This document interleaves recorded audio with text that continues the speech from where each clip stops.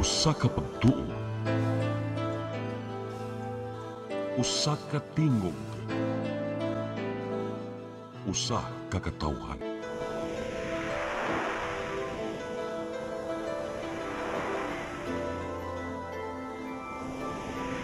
Cebu Catholic Television Network.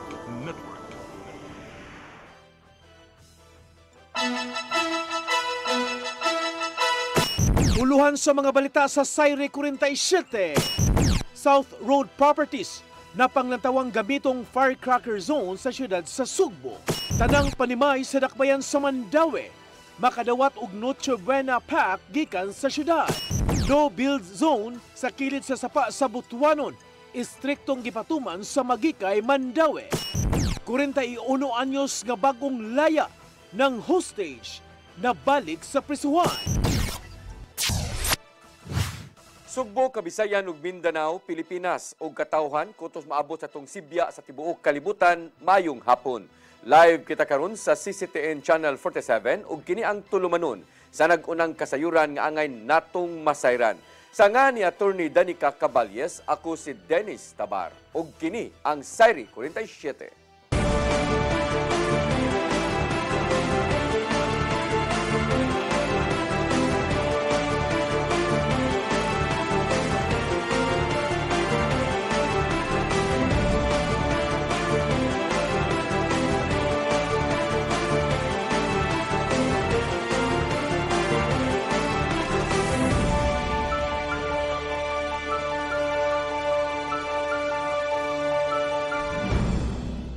Ug karon sa kumpletong detalye sa atong mga balita, South Road Properties usa sa mga gikonsiderar ni Mayor Nestor Archibald nga firecracker zone. Sa gayon nga mahanay ang tanan didto nahimuon ang pagpamaligya ug ang pagpabuto karong holiday season. Ang kasayuran ihatod ni Gian Navarro. Gihanay pa ni Mayor Nestor Archibald ang mga lagda bahin sa pagpamaligya o paggamit og mga pabuto dinhi sa dakbayan sa Sugbo karong Pasko o bagong tuig. Usa sa mga gikonsiderar nilang dapit isip baligyanan sa pabuto o firecracker zone mao ang South Road Properties. Sama sa nang aging katuigan, diara ang gidugutang dapit aron makabaligya og mga pabuto. Diin kinahanglan pinasubay usab sa mga lagdang gitagana sa syudad. Aron makabaligya, kinahanglan adunay igong mga dokumento gikan sa city government o sa Bureau of Fire Protection. They were going to submit the requirements kung kinsay makabaligya, asa dapit ibaligya, asa mo pabuto, kinsay mo pabuto. Lakip sa gitun-an sa City Disaster Council o Peace and Order Council mao ang pagbaton og Barangay Firecracker Zone. Tugutan lang sulod sa firecracker zone ang pagpabuto aron kalikayan ang sunog ngadto sa kabalayan. Gisusi hinuon sa mga kaubanan kung asa man dapit sa isig ka barangay ang ipaubos sa firecracker zone diin kinahanglan layo kini ngadto sa mga residential areas. Analyze kung atong pagabuhaton kung unsang mga barangaya nga atong tagaan og areas where at asa sila magpabuto. Idala kini sa gihimong mga lakang sa syudad. Pinanguluhan ni Mayor Archibald aron masiguro ang tumang kaluwasan sa tanan ning holiday season. The Peace and Order and the disaster group is formulating the plans already. They will be submitting it tomorrow. Ian Navarro, CCTN News. Syudad sa Mandaue, muhatag og Noche Buena Pack sa matag panimilya kung napanimay sa Dakbayan. Pinagi sa ilang programa nga gugma sa Pasko. Ang lista gibase sa gipahigayon nga sensus niadtong tuig 2023. Ang kasayuran ihatod ni Mary Rose Sagarino. Mao kini ang Noche Buena Pack nga ihatag sa syudad sa Mandaue sa tanang panimay sa Dakbayan ubos sa ilang programa nga gugma sa Pasko. Ang matag Noche Buena Pack nagkantidad og 600 pesos. Adunay na po ka item. Lakip na ang mga rekado sa fruit salad ug spaghetti, luncheon meat, carne norte, sausage, pork and beans ug uban pa. Ang paghatag sa syudad nakabase sa lista sa uwahing census sa Community-Based Monitoring System sa tuig 2023. Ang 2023 CBMS census nakatala og kapin 86,000 ka mga pamilya. Aron masiguro ang maslapad nga pag-apod-apod, ang syudad nag-andam og 100,000 ka gift pack isip allowance para sa mga panimay nga posible nga wala maapil sa lista. Apil ug validate, tagaan na lang to sila usa-usa. So lisod naman i-validate pa na may oras no abtan patag mga February ani dili na anak kadaling i-validate katong wala na appeal sa 86,000 na household na naan which is naan nato ron more man ni siya data nato na available. Ihatag ang Noche Buena gift pack sa matag barangay sugod Disyembre 14 hangtod 19. Ang gugma sa Pasko nga inisyatiba giplano ni adto pang Agosto. Humandayon milingkod si Junki sa katungdanan isip mayor. Nato tanan. And then conceptualize magud ni siya nato not only na namin sa Luzon no pero diri sa City of Mandaue katong board member pa ko daghang kog masturya nya mangutana ko nila na igstorya nato sa barangay na kumusta man ninyong Pasko board na kanamong Pasko mararamdaman ko na yung adlaw kay wa man may kagasto pang Noche Buena na mapasalamaton kay kog dako no sa atong City Council ipanguluhan ni Vice Mayor Glenn Bersede kay gitugutan taw nila. Iguha nga makatabang kini sa mga residente dugang sa ilang Noche Buena. Ang maong programa sa Mandawi nga mao'y unang napatuman sa Sugbo, giplano nga i-institutionalize nga matag tuig nga mahatag. Mary Rose Sagarino, CCTN News. Hipi sa kapulisan sa nasod ni mando sa tanan nga mga Police Regional Office nga palambuon ang ilang operasyon karong nagsingabot ang holiday season ubos sa Ligtas Paskuhan 2025.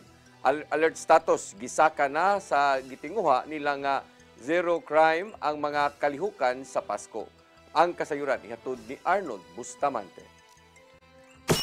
May pagawas karon ng kamanduan ang Police Regional Office 7 sa tanang unit sa kapulisan sa Central Visayas nga padampuon pa ang ilang operasyon aron makabot ang zero tolerance ning panahon sa holiday season subay sa pagpatuman sa Ligtas Paskuhan 2025. Una na kami hatag og direktiba si Police Lieutenant General Milencio Nartates Jr. ngadto sa tanang Police Regional Office tibuok Pilipinas nga isa kang ilang alert status ikan sa normal ngadto sa heightened alert aron masiguro nga walay krimen nga mahitabo. Subay ni si Police Brigadier General Rodrigo Maranan ang hepe sa kapulisan sa Central Visayas ni pasupot usab og susamang kamanduan sa mga sakop pinagi sa subsum nga police visibility, patrols og checkpoints sa tibuok Region 7 aron pagpugong sa mahitabong krimen ug pagsiguro nga luwas ang publiko og hapsay ang pagsaulog sa Pasko ug pagsugat sa bagong tuig. Mibutyag ang general nga ang kapulisan sa Central Visayas istrikto nga mopatuman sa mga lagda sa tibuok holiday season aron mahatagan og proteksyon ang publiko sa bisan unsa nga matang sa kriminalidad. Wala hinuon na makamonitor ang kapulisan nga dunay hulga sa seguridad ng Region 7 apan bisan pa man ini padayon ang kamabinantayon ug dili sila mo kumpiyansa. Tanang unit commanders gibanduan nga palambo ang ilang police presence sa mga transport terminals, airports, seaports, simbahan, commercial centers, merkado publiko, mga major highways ug ubang mga dapit nga tapukanan sa daghan nga mga tawo. Palambo usab ang foot patrols, mobile patrols ug choke points aron mapugnan ang krimen sama sa kawat, tulis, traffic-related incidents o gabang krimen nga mahitabo ning panahon sa holiday season. Gilauman nga bulag sa ang mga manakayay aron mamauli sa lang tagsa-tagsa ka mga probinsya ug ang pagpamauli sa mga overseas Filipino workers nga tungod ani pabutangan ni Maranan ang mga dapit nga daghan ng mga tao ug police assistance desk. Si Police Colonel George Ilana ng hepe sa Cebu City Police Office personal nga mihimog inspeksyon sa mga police stations aron masiguro nga naka-alerto ang tanan niya nga mga sakop. Lakip sa gisusi ni Ilanan, mao ang mga elevated police outpost nga naa sa dapit sa karsada, lakip na sa Fuente Osmeña Circle. Ilabi na nga nagkadaghan ang mga tao nga musuroy sa mga dapit. Arnold Bustamante, CCTN News. Dakong buhi ang usa nga gika-report nga missing sa syudad sa Sugbo usa ka buwan human sa pag-igo sa bagyo nga Tino. Tungod niini gipahibaw ni City Disaster Council Chairman Konsehal Dave Tumulak nga 5 na lang ang gipangita karon. Gani matud niya nga nabalik ra sa ila nga panimay ang 30 anyos nga si Karin Baluni sa Barangay Bakayan ug wa lang gilayon kini mapahibaw sa iyang pamilya sa barangay o sa syudad. Nasuta ang identity sa usa sa mga na-missing pinagi sa gihimo nga DNA testing sa miaging simana.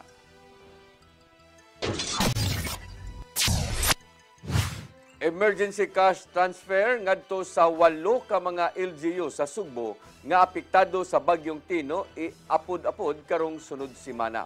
Samtang nilapas na sa 1 million pesos ang gigasto sa DSWD7 alang sa humanitarian assistance ngadto sa mga gibagyo. Ang kasayuran ihatod ni Gian Navarro. Sugdan sa Department of Social Welfare and Development 7 ang pagpangapod sa emergency cash transfer ngadto sa 8 ka mga LGUs nga gibahaan human sa bagyong Tino ning simanaha. Himuon kini karong Disyembre 11 ngadto na sa 13 sa Dakbayan sa Sugbo, Mandawi City, Consolacion, Danao City, Compostela, Liloan, Talisay City ug Balamban. 10,000 pesos ang madawat ngadto sa mga totally damaged nga panimay, samtang 5,000 pesos usab alang sa partially damaged.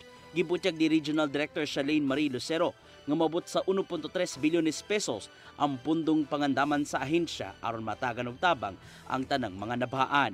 Magdepende kini sa listahang giandam sa LGU ug sa DSWD human gipaubos sa makuti nga validation ang mga households. That would mean nga kinahanglan yung sutaon, susihon sa LGU kay murag ni blow bitaw ang number, no? In fact, karon na pay musulat namo kay mangayo na ECT. So all of this will have to be subject to validation. Mangunay mismong team gikan sa DSWD-7 alang sa pagpangapod sa ECT o himon kini sa gymnasium o dibaka sa ubang mga public places. Gituyo kini sa ahensya aron dili maputos sa pamulitika ang pagpangapod dinhi. Apan, adunay kalambigitan mismo ang LGU sa pagsuta bahin sa beneficiaries nga makadawat sa mong tabang ubos sa ECT. Ang lista, automatic ang local government unit. It is the sole responsibility of the local government unit to enlist. Ang kinsay ilang demobilize could be barangay officials, barangay workers, BHW, data workers, they have gender and development, they have youth organizations, they have PWD and senior citizens. Human sa pakigo sa Bagyong Tino, nilapas na sa 320 million pesos ang humanitarian assistance nga gihatag sa DSWD ngadto sa mga gibahaang dapit sa rehiyon. Gilangkuban kini sa family food packs, non-food items ug ubang matang sa tabang. Samtang 1.3 million pesos nga kandidat sa burial assistance ang nahatag sa DSWD-7 ngadto sa 131 ka mga beneficiaries lukop rehiyon. Mipasalig ang DSWD-7 nga magpadayon ng pag-abag ngadto sa ubang mga gibagyo isip kabahin sa dako nilang tulubagon. Gian Navarro, CCTN News. Adunay nahitabong pagbahin-bahin sa family food box sa barangay Punta Inganyo sa Dakbayan sa Lapu-Lapu nga gipanghatag ngadto sa mga namakwit atol sa bagyong Tino. Gipahibaw na sa DSWD-7 ang nahinungdang barangay ug naghuwat na lang sila sa tubag niini. Ang kasayuran ihatod ni Cristel Joy Filerca. Human madawat sa Department of Social Welfare and Development 7 niadtong Nobyembre 19 ang taho nga adunay nahitabong pagbahin-bahin sa family food box nga gipang-apod-apod ngadto sa mga nibakwit sa barangay Punta Inganyo, Lapu-Lapu City ato sa bagyong Tino. Dali silang nagpahigayon og investigasyon. Kini tungod kay mato ni DSWD-7 Regional Director Charlene Marie Lucero nga ang usa ka family food box nakatagana ra gyud para sa usa ka pamilya nga may 5 ka miyembro ug ang mga pagkaon nga sulod niini makalanat og duha ngadto sa 3 ka adlaw. Base sa ilang investigasyon, nasuta nga tinuod ang ilang nadawat nga impormasyon.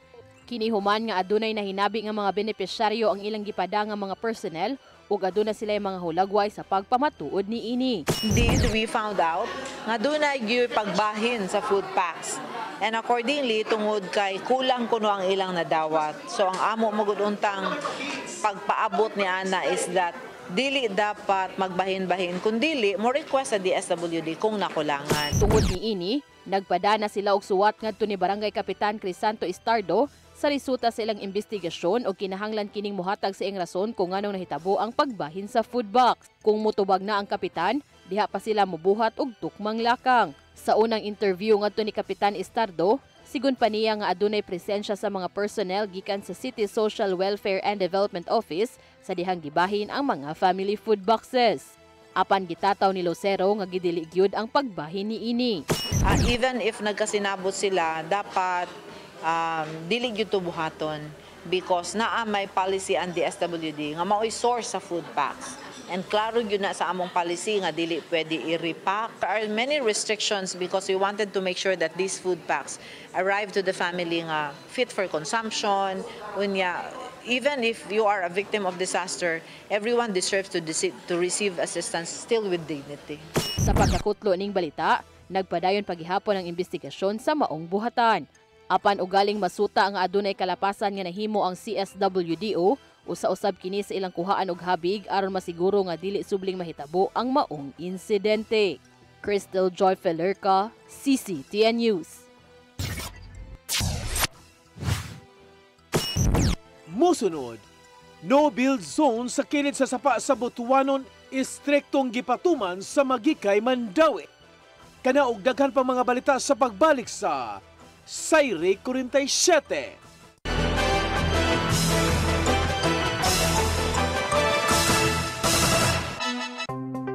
Discover the beauty of the Philippines.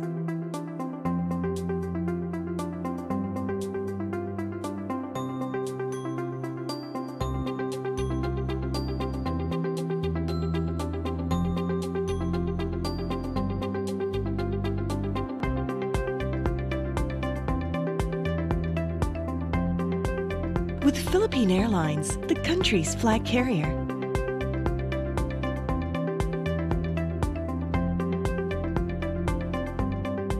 The airline that lets you feel the warmth of the nation.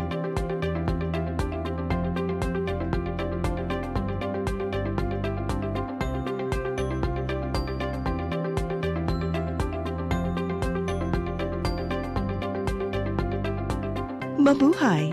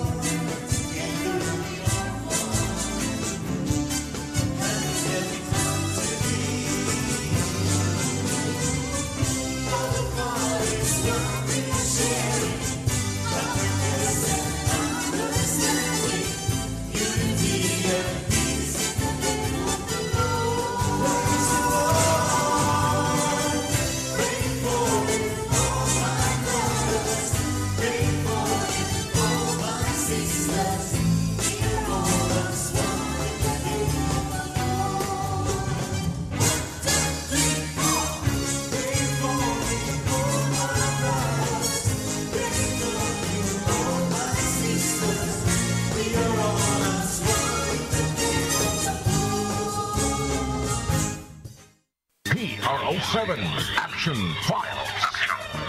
Mga panghitabong naglambikit sa katawan, gihatagan ng aksyon o kasulbaran sa kapulisan.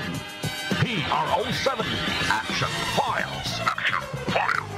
Base sa talaan sa Police Regional Office 7, nakakasong panayong isuway at taganong katinawan, pinaagid ng maong tulumanon. PRO7 Action Files. Abang kaninyo sa Police Regional Office 7 o NTV CCTN.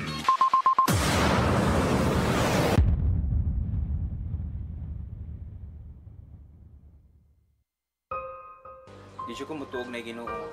Ano magulo ng bata da? Nangita lagi ni gatas. Kasabot ka! Akong ipakuha!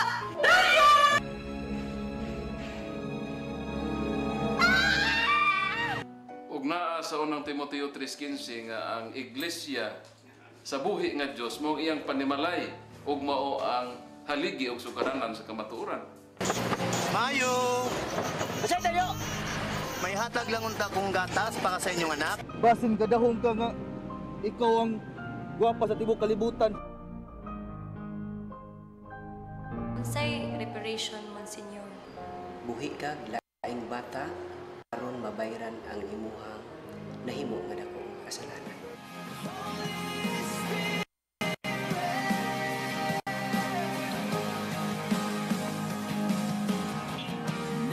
Daghan ka nato ang nagduda kung doon na bagay Ginoo o wala.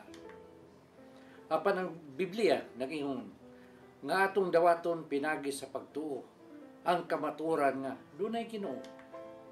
Sa Hebreo 11:6 nag-ingon, walay makapahimot sa Dios kung walay pagtuo. I came for you. I came for you. Holy Spirit.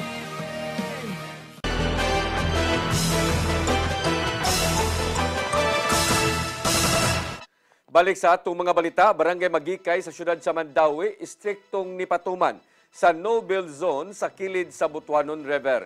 Gatusan ang mga natalang panimay nga hilabihang gibanlas atol sa bagyong Tino. Ang kasayuran ihatod ni Mary Rose Sagarino. Matud ni Kapitan Edward Gomera sa Barangay Magikay nga sa kasamtangan wala na'y nagpabilin nga ng bakwit sa mga eskwelahan sa barangay. Muabot sa 400 ka pamilya ang nang bakwit sa tunghaan tungod sa bagyong Tino ni adtong Nobyembre. Ang kapin 200 niini ang na-totally washed out ang panimay. Hinungdan nga moabot sa dulan usa ka buwan nga nagpabilin sa evacuation center. Matud sa kapitan nga nakapauli na ang mga pamilya human sa bagyong Wilma miaging simana. Sa pagpauli, matud ni Gomera nga ang pipila ang kasamtangang nag-abang og boarding house, samtang ang uban ang nagtukod og barong-barong unahan sa sapa sa Butuanon. Apan giklaro ni Gomera nga dili sa 3-meter easement zone ang gitukuran. Uban, bagong balik, pero akong gi-advisean sila nga ilag yung pusit back yun sila sa 3-meter easement, ilag yung ilibre. Okay. Buwan ng baha, dili na sila mapiktahan. Nanisunod naman sa taon. Matod sa kapitan nga ang pamilya nga na-totally wash out ang panimay ang giendorso ngadto sa syudad alang sa Tent City. Ang naapektaran ang gilista usab alang sa pinansyal nga hinabang sa Department of Social Welfare and Development kun DSWD. Mary Rose Sagarino, CCTN News. Duha ka mga sakop sa New People's Army ug tulo ka mga mass supporters mitahan sa ilang kaugalingon ngadto sa Bohol Police Provincial Office aron mo balik na sa sabakan sa gobyerno. Ilang gilakip sa pagsurinder ang duha nila ka armas. Ang kasayuran ihatod ni Arnold Bustamante.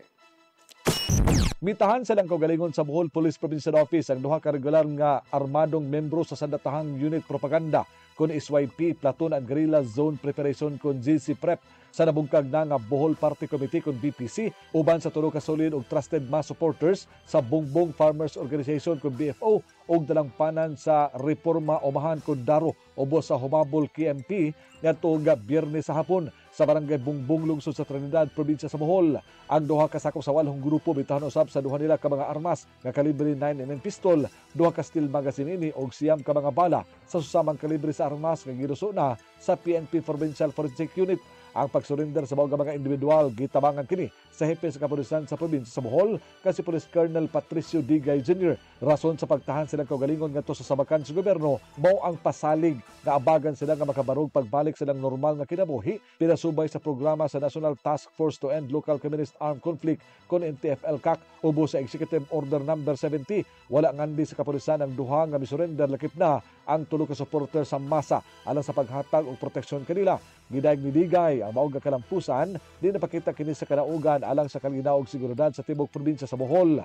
Ang malampuson nga voluntaryo nga pagtahan silang kaugalingon magpamatuod sa usa ka epektibo sa pagpadayon sa mga programa sa gobyerno sama sa NTF-ELCAC ug pagpalig-on sa pakigsandurot sa komunidad, pagpalambo sa tinguha sa kalinaw ug ang tinun-anay nga pakig-alayon sa kapulisan sa mga munupyo. Padayon ang panawagan sa kapulisan ngadto sa mga individual nga naimpluwensyahan sa mga rebelding grupo nga motigom og kaisog ug kuha og inspirasyon gikan sa duha nila kakauban nga nahigmata sa kamatuoran ug mitahan silang kagalingon balik sa sabakan sa gobyerno.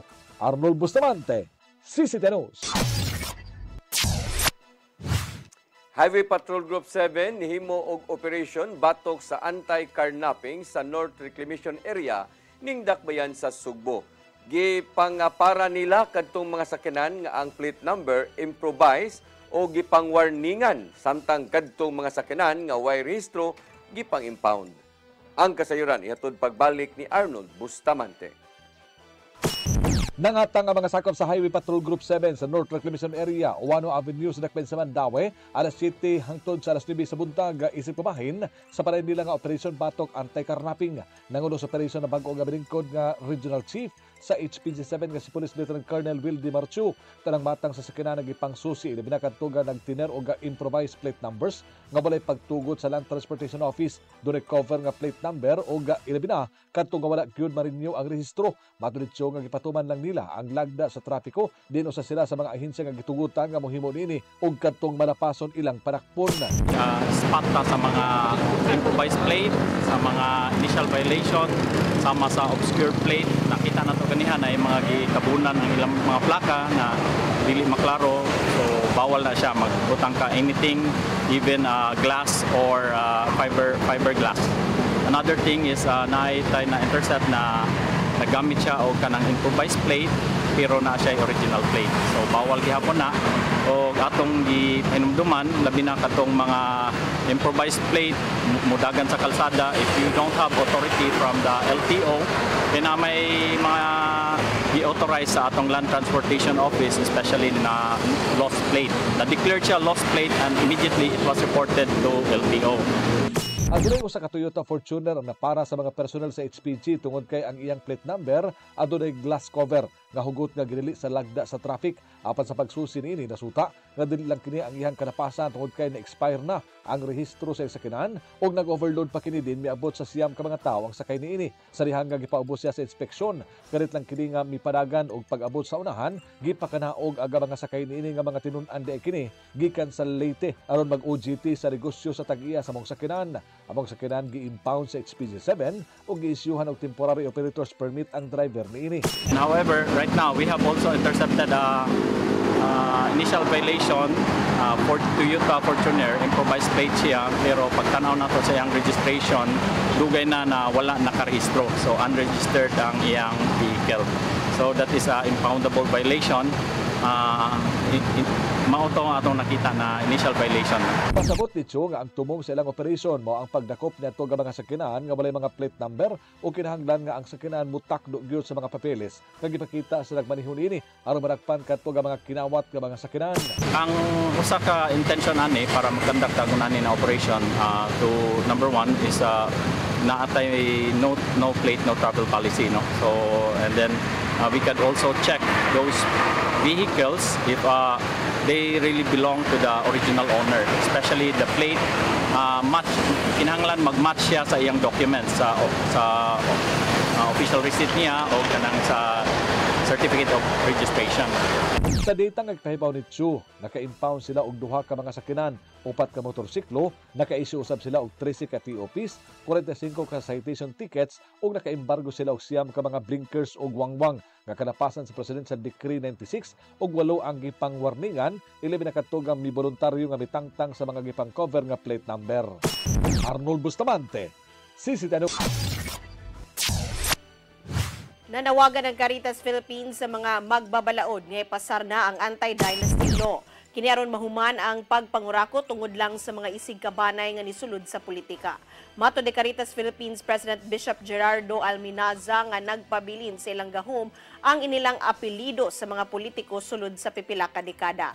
Pinaagi sa anti-dynasty law, mahatagan og higayon ng ubang mga tao nga makapangalagad isip mga opisyal sa ilang dapit.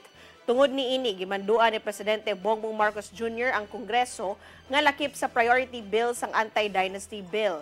Usa ka social civic arm sa Catholic Bishops Conference of the Philippines ang Caritas Philippines. Presidente Bongbong Marcos Jr. mipahibalo nga ipagawas karong semanaha ang arrest warrant batok ni Sara Diskaya. Tungod kini sa giingong pagkalambigit sa mga ghost flood control projects, ilabi na sa Davao Occidental. Ang kasiran hatod ni Gia Navarro. Gipaybaw ni Presidente Ferdinand Bongbong Marcos Jr. nga gikatakdang ipagawas na ang warrant of arrest batok sa inilang contractor nga si Sara Diskaya. Si Diskaya mao ang usa sa mga pangalang natribukar sa mga magbabalaod nga gituong nalambigit sa flood control scandal ning tuiga. Nag-atubang si Diskaya og kasong malversation of public funds ug kalapasan sa Anti-Graft and Corrupt Practices Act tungod sa ghost flood control projects nga nikapat ngadto sa 96.5 million pesos sa Davao Occidental. Maong gitasan ni Marcos Jr. ang Department of Interior and Local Government nga tultulan asa ang gitaguan ron ni Sara Diskaya. Inaasahan na rin nating lalabas ang warrant of arrest na ni Sara Diskaya itong linggong ito at hindi na rin magtatagal ang pag-aresto sa kanya. Ipaibaw usab sa presidente nga mo-surrender sa National Bureau of Investigation ang 8 ka mga sakop sa DPWH sa Davao Occidental. Tungod dinhi, ipasalig si Marcos Jr. nga magpadayon ang ilang investigasyon bahin sa mga flood control projects nga maluso kaayo aron manubag ang ubang mga tao. Papatuloy ang investigasyon. Magpapatuloy ang pagpapanagot at titiyakin ng pamahalaan na ang pera ng bayan ay maibabalik sa taong bayan. Samtang gianunsyo usab sa presidente ang freeze order ngadto sa bank accounts ug ubang kabdangan nilang Benguet Representative Eric Yap ug Axis Party List Representative Ed Vic Yap. Sila usab ang gituong mga nalambigit sa anomalosong flood control projects. Apil sa mga gipaubos sa freeze order ang mga asset sa kumpanyang Silver Wombs Construction Corporation ug Skyyard Aviation Corporation nga gituhang na linked ngadto sa mga kongresista. Gian Navarro, CCTN News.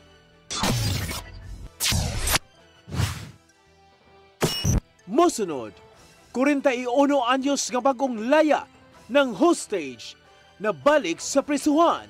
Kanaog daghan pang mga balita sa pagbalik sa Sayre 47.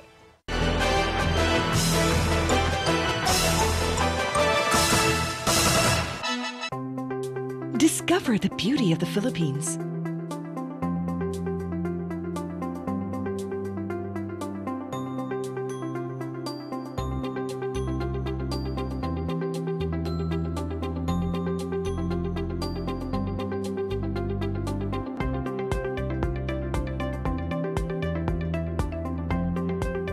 With Philippine Airlines, the country's flag carrier.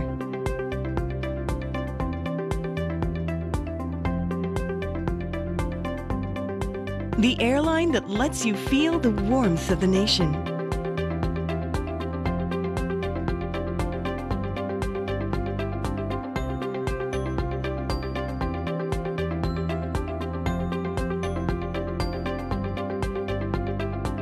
Mabuhay!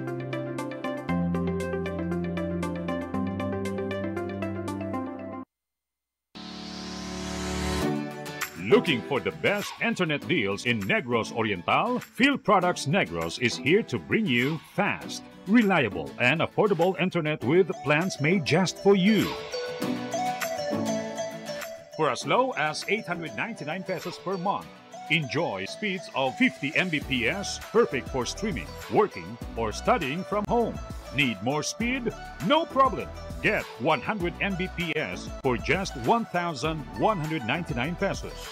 150 Mbps for only 1,499 pesos, or our fastest plan, 400 Mbps for just 2,399 pesos per month. Plus, you can add over 100 cable TV channels to your internet plan for just an additional 100 pesos per month. That's entertainment and lightning fast internet all in one.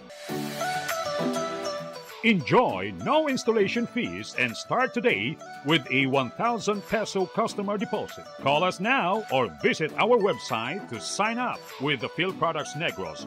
You get internet that's affordable, reliable, and local. Field Products Negros, bringing you closer, faster. Call us at 0917-631-5240 or visit our website www.fieldproductsnegros.net or our Facebook page, Field Products Dumaguete.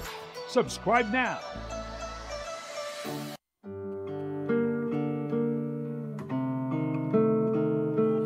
Lamig kini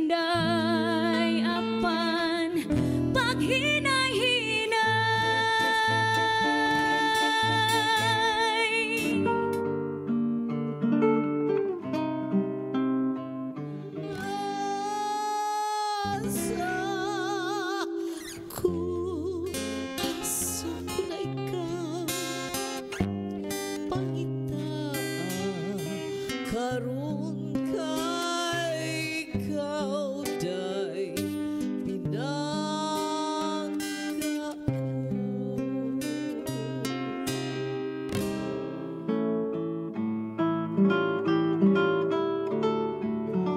Hain ka na, pinangga ko, uhain ka. Awiton ko, patiun ko.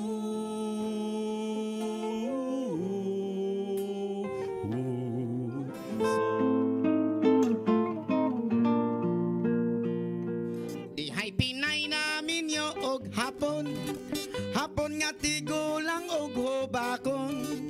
Sugod siya kay iya lang hokhokon, og iya lang oto-otoon. Ay pas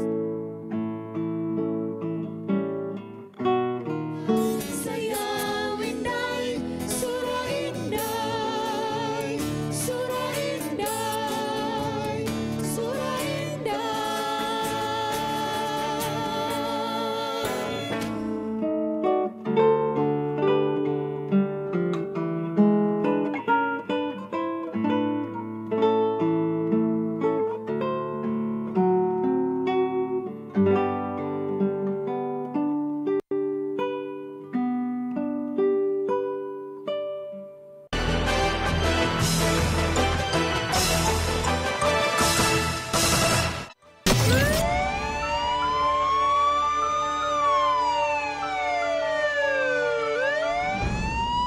Balik sa atong mga balita, 41 anyos nga lalaking bag-ong nakagawas na balik sa prisuhan. Kinihuman gi-hostage ang iyang live-in partner o gitigbas ang iyang anak sa Barangay Basak, Dakbayan sa Lapu-Lapu ni adtong Sabado. Ang kasiran hato ni Crystal Joy Pelerca. Nasikop ang usa ka lalaki, human niya gitigbas ang iyang anak o gi-hostage ang iyang live-in partner sulod sa ilang panimay sa Basak Eskwelahan, Barangay Basak, Lapu-Lapu City ni adtong Disyembre 6 pasado alas 8 sa gabi. Ang biktima sa pagpanigbas mao ang 21 anyos nga anak sa 41 anyos nga suspect. Sa social media post ni Basak Barangay Kapitan Jasmine Daday Chan, nakadawat siya sa maong taho og dali kini niyang girespondihan. Gani pag-abot sa naasoyng lugar, naabdan pa niyang gi-hostage sa suspect ang iyang live-in partner. Nikalma hinuon ang suspect pag-abot sa kapitan o gisurrender ang kutsilyo nga iyang gigamit. Suma pa sa kapitan nga nakagamit og illegal nga drogas ang suspect usa ka adlaw sa wa pa ang insidente hinungdan nga kini naghalusinate. Samtang nadawat sa Lapu-Lapu City Police Office ang maong alarma alas 8:35 na sa gabi, human nga usa ka barangay tanod ang nitawag kanila. Sa pag-abot sa mga personnel sa Police Station 4, gidala na sa tambalanan ang 21 anyos apan gi-hostage paghihapon sa suspect ang iyang live-in partner. Apan taliwa ni ini, malampuso nilang nasikop ang 41 anyos. Matod ni Police Captain Edsel Petesio, ang spokesperson sa LCPO, nga bag-ong laya ang suspect. Pag-ulan na yung nakagawas sa City Jail nato diya sa Lapu-Lapu last December 1. Ang kaso ani violation sa RA 9165. Walo ka tuig siya nga napriso ma'am.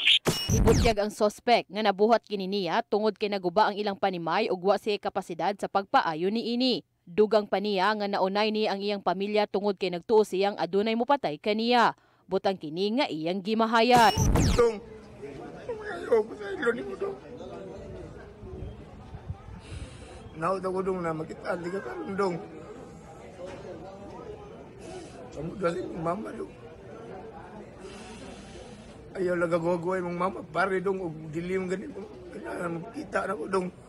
Apan sigun pa ni Police Colonel Antonieto Cañete, ang officer in charge sa LCPO, nga usa sa kaso nga ipasaka sa 41 anyos mao ang serious illegal detention tungod sa pag-hostage niya sa iyang live-in partner. Samtang sutaon una nila ang kondisyon sa 21 anyos aron sa pagdesisyon kung unsa nga kaso ang ipasaka sa suspect tungod sa pagtigbas niya sa iyang kaugalingong anak.